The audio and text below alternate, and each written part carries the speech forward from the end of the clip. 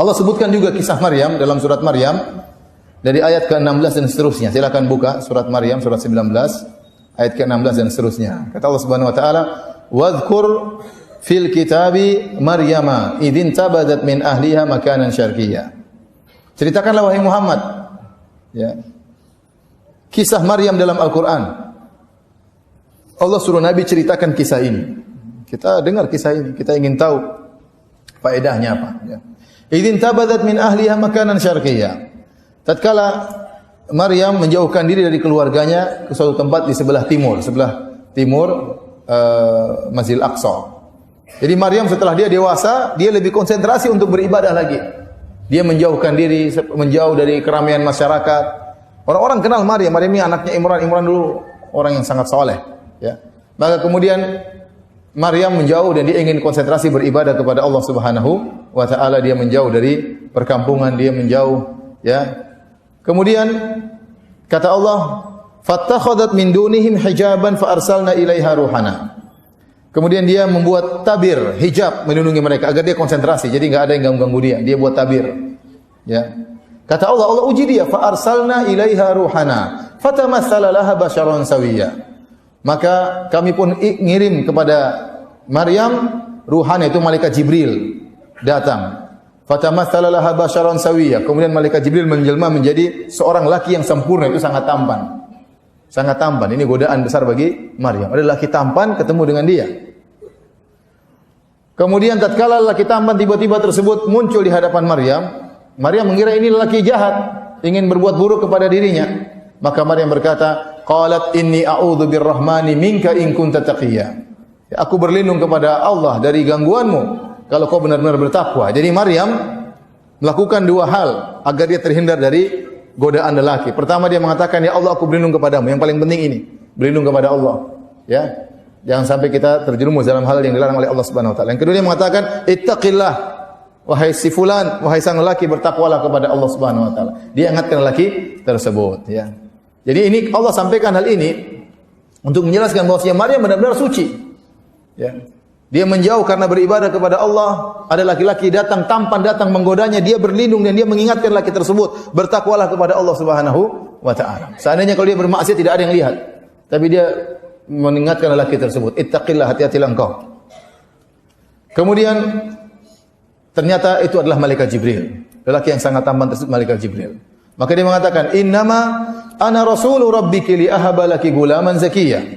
Sungguhnya aku adalah utusan dari Rabbmu untuk mengabarkan kepada engkau, ya, bahwasanya kau akan punya anak, seorang anak yang suci, yaitu Nabi Isa alaihissalam. Maryam berkata, qalat anna yakunu li gulamun wa lam yamsasni basharun wa lam aku baghiyya. Bagaimana saya bisa punya anak sementara saya tidak pernah disentuh oleh lelaki pun.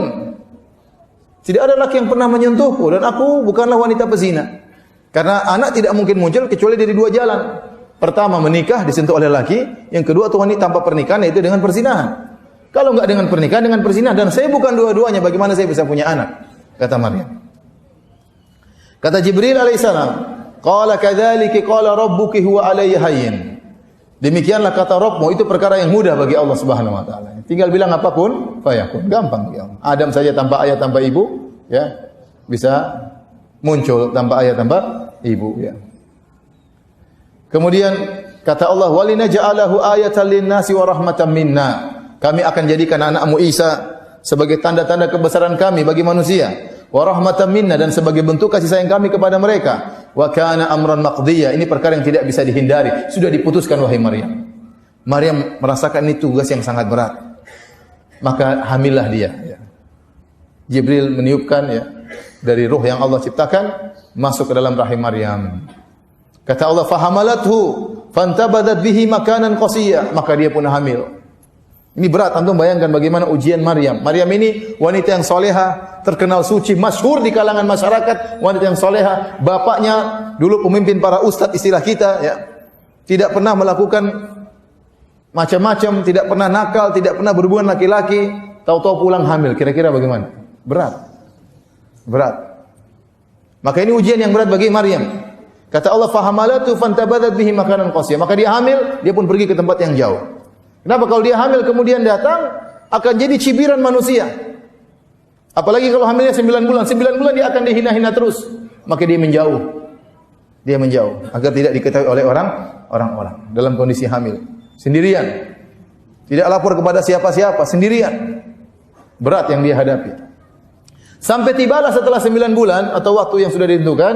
Tibalah saatnya dia melahirkan. Jadi orang bayangkan, oh rupanya kamu selama ini pergi berzina. Kan dia menjauh selama ini beribadah kepada Allah. Pulang-pulang tahu-tahu punya anak. Ini perkara yang sangat berat. Sampai tatkala tiba saatnya melahirkan, kata Allah Subhanahu wa taala, fa'aja'aha al-makhadu ila jid'in nakhlati qalat ya laitani mitu qabla hadha wa kuntu nasyan mansiya. Tatkala rasa sakit yang dia rasakan untuk melahirkan dan dia segera pergi menuju ke pangkal korma. Kemudian dia berkata, seandainya aku mati sebelum ini dan aku adalah manusia yang terlupakan. Kenapa? Dia membayangkan betapa berat yang dia rasakan. Saat itu dia sedang dalam kondisi sakit karena akan melahirkan. Kemudian dia kelaparan dan dia kehausan. Berkumpul 3 perkara ini pada Maryam. Ya. Dan dia mengatakan, sampai dia berangan-angan, coba saya mati sebelum ini. Dia bayangkan, ini anak kalau lahir, terus saya pulang, apa kata dunia? Ya, antum bayangkan kalau antum jadi posisi dia. Ya. Ini apa kata dunia? Coba saya mati sebelum ini. Saking beratnya apa? Beratnya ujian yang dia hadapi. Kemudian Allah berfirman, "Fanadaha min tahtiha alla tahzani." Tiba-tiba ada suara dari bawahnya berkata, "Alla tahzani, jangan kau sedih wahai Maryam. Qad ja'ala rabbuki tahtaki sariya." Sungguh Rabbmu telah mengalirkan air di bawahmu, ada mata air mengalir di bawahnya. Ya. Dia kehausan, ada air, Allah siapkan air. Wa huzzi ilayki bi jidhin nakhlati tusaqit alayki rutuban janiyya. Dan goyangkanlah akar pohon korma, niscaya rutop-rutop tersebut akan jatuh dan siap kau untuk makan. Fakuli washrobi wa qarri aina, makanlah dan minumlah dan senanglah dirimu. Ya. Maryam kemudian goyang apa? Akar pohon, akar korma, maka berjatuhanlah korma rutop kemudian dimakan oleh Maryam. Di sini para hadirin hadirat yang dirahmati Allah Subhanahu wa taala, Allah mengajarkan kepada Maryam untuk melakukan sebab meskipun sedikit. Karena Maryam dalam kondisi sangat lemah mau melahirkan, kesakitan. Disuruh goyang pohon korma, enggak akan goyang pohon korma tersebut. Apalagi digoyang bagian bawah akarnya. Coba kalau antum yang goyang bukan kormanya yang goyang. Di korma kalau goyang atas aja enggak bisa, kalau goyang di bawah gimana cara goyangnya? Orang kalau mau goyang bagian atas digoyang, paham? Karena Maryam kesakitan tergeletak, dia goyang apa? Ya gimana mau goyang? Tapi kata Allah, lakukan sebab meskipun sedikit. Agar akibat akan datang. Urusan akibat keberhasilan urusan Allah Subhanahu wa taala ya. Ya. Jadi seorang harus berusaha ya. Maka Maryam tatkala dia goyang, maka berjatuhanlah rutop tersebut. Ini dijadikan dalil oleh para ulama bahwasanya Nabi Isa alaihissalam itu lahirnya bukan di musim salju. Nabi Isa alaihissalam lahir di musim panas karena korma itu tidak mungkin keluar rutopnya kecuali di musim panas. Korma itu enggak akan keluar rutopnya, tahu rutop kan yang masih basah itu, kecuali di musim apa? Musim panas. Jadi tidak benar bahwasanya Nabi Isa lahir tanggal 25 Desember musim salju.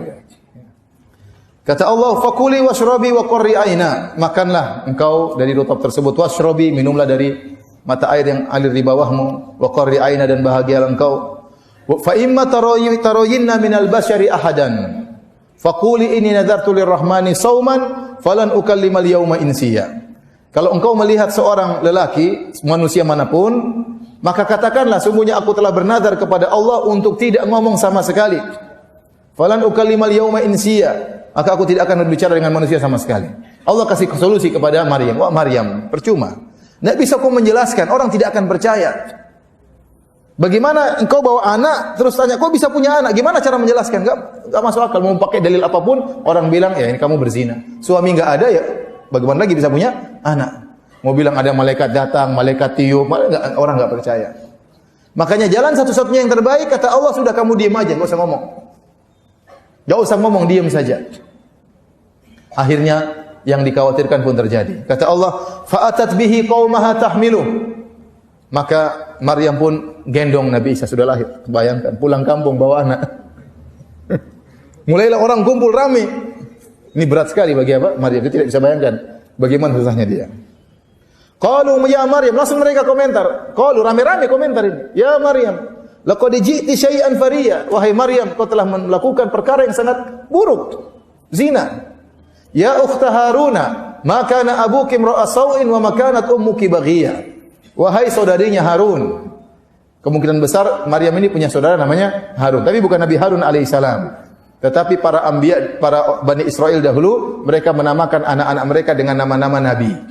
Di antaranya ada yang dinamakan dengan Harun, dan ini bukan Nabi Harun. Karena Nabi Harun di zaman Nabi Musa alaihissalam. Ini jauh setelah Nabi Musa. Harun di sini adalah kebetulan namanya sama saja. Maka ana abuki imra'a sawin, kok bisa kau berzina wahai Maryam, sementara ayahmu bukanlah orang yang buruk dan ibumu bukan pezina. Kau bukan keturunan pezina, bapakmu baik-baik, kok sekarang bisa berzina? Mereka berdalil dengan bahwasanya buah jatuh tidak jauh dari apa? Pohonnya. Ya. Oleh karenanya pepatah Arab mengatakan, "Faman syabaha abahu fama zalam." Barang siapa yang mirip dengan bapaknya, maka dia tidak bersalah. Ya. Maka seorang berusaha berbuat baik agar anaknya bisa mirip dengan dia. Ya. Oleh karenanya mereka heran, kok bisa? Bapakmu orang baik, ibumu orang baik, kok kamu berzina wahai Maryam? Maryam tidak bisa jawab. Jadi tidak boleh menjawab, karena tidak mungkin mereka paham. Fa asyarat ilaih, Maryam gini. Tanyain sama bayiku ini. Kenapa kamu berzina? Kenapa kamu berzina? Gini jawabannya. Qalu kaifa nukallimu man kana fil mahdi sabiyya. Kata mereka, bagaimana kami bisa ngomong sama anak masih digendong? Tiba-tiba Nabi Isa berkata, Qala inni abdullah, sungguhnya aku hamba Allah. Yang pertama Nabi Isa ucapkan dalam perkataannya, bukan aku anak Tuhan. Tapi dia berkata, Qala inni abdullah, aku adalah hamba Allah. Ataniyal kitaba wa ja'alani nabiyya. Allah telah akan memberikan kepada aku Alkitab, Injil, dan Allah akan menjadikan aku seorang apa? Nabi. Wa ja'alani mubarakan aina ma kuntu, dan menjadikan aku sebagai orang yang penuh berkah dimanapun aku berada. Kata para ulama, karena Nabi Isa dimanapun dia mengajarkan kebaikan, maka dia diberi berkah dimanapun dia berada. Kemudian wa awsani bis salati waz zakati ma dumtu hayya. Dan Allah mewasiatkan kepadaku untuk salat dan untuk bayar zakat selama aku masih hidup. Wa barram biwalidati, dan aku akan berbakti kepada ibundaku ini. Walam yaj'alni jabbaran syaqiyya, dan Allah tidak menjadikan aku orang yang sombong terhadap ibundaku. Aku patuh kepada ibundaku, aku tunduk kepada ibundaku. Syaqiyya, dan Allah tidak menjadikan aku orang yang celaka. Wassalamu alayya yauma wulidtu wa yauma amutu wa yauma ub'atsu hayya. Dan Allah berikan keselamatan kepadaku tatkala aku lahir, tatkala aku mati, dan tatkala aku dibangkitkan. Ini perkataan Nabi Isa alaihissalam.